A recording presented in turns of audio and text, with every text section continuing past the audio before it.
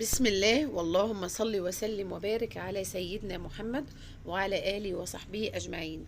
هنعمل مع بعض النهاردة حاجة حلوة كده وسهلة وسريعة وكمان مش مكلفة خالص ومقاديرها موجودة في كل بيت. هنعمل مع بعض مهلبية كده، حاجة شبيهة فيها مزازة زي بتاعة قمر الدين كده، بس بمكونات يعني عكس قمر الدين تماما. زي ما انتوا شايفين عملت الكمية دي كلها، ما كلفتنيش اي حاجة، بمقادير كلها من البيت، وطعمها هيعجبك جدا جدا. بصي يا ستي الكل، ده كركديه. طبعا الكركديه موجود عندنا وبكترة ومش عارفين نعمل بيه ايه اساسا. فهتجيبيه تغسليه في مصفى وتحطيه على النار كده معاه كوبايتين او حاجة مية يغلوا.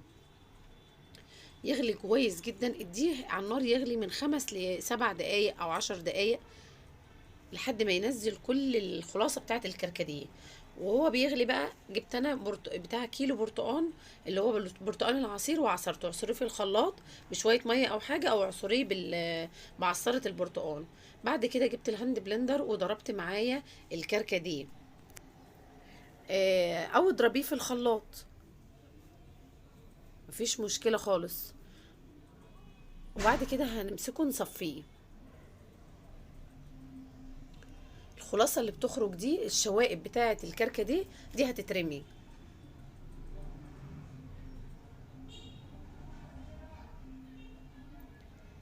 هنقلبه كويس كده.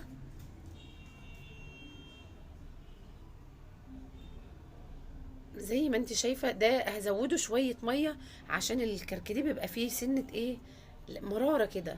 وانزل السكر نسبي طبعا، بس الكركديه والحاجات دي بتحب السكر.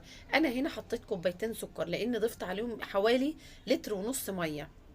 ونزلت دي كوبايه جزر انا كنت سلقاه وفرماه وشايلاه في الفريزر.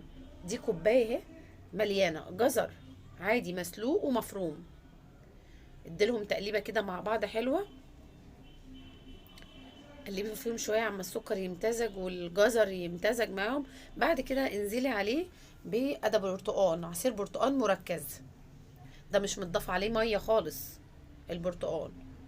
بس تقدري يعني تضيف، لو فرمتيه في الخلاط عشان تصفيه كويس تقدري، او تعصريه كويس تقدري تضيفي عليه نص كوبايه ميه، وتبقي تقلليها من الميه اللي انت هتحطيها في العصير. طبعا قعدت اقلب كويس كويس جدا جدا.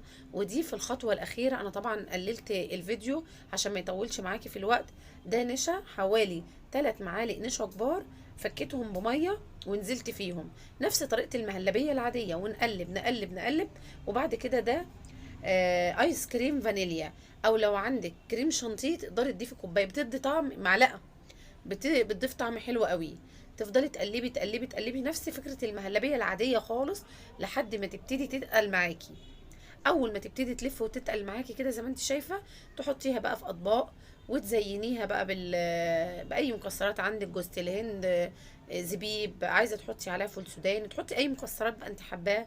الامر راجع ليكي. طبعا الكركديه ده فيه فوائد كتير قوي، وطبعا جزر وبرتقان، كلها حاجات من البيت بتعمل معاكي كمية وفيرة فيها مزازة.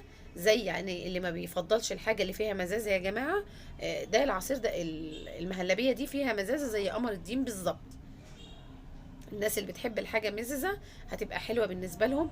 هيستفيد بفوائد الكركديه، الجزر معايا اللي هو المسلوق والمفروم، عصير البرتقال، كلها حاجات فيها مزازة في الطعم. يا رب يعني يكون فكرة الفيديو عجبكم، وان عجبكم الفيديو ما تكسلوش تقوموا تعملوا حاجة حلوة، سهلة وسريعة ومش مكلفة ومفيدة جدا جدا جدا. اشوفكم في فيديوهات تانية كتير، ومع الف سلامة.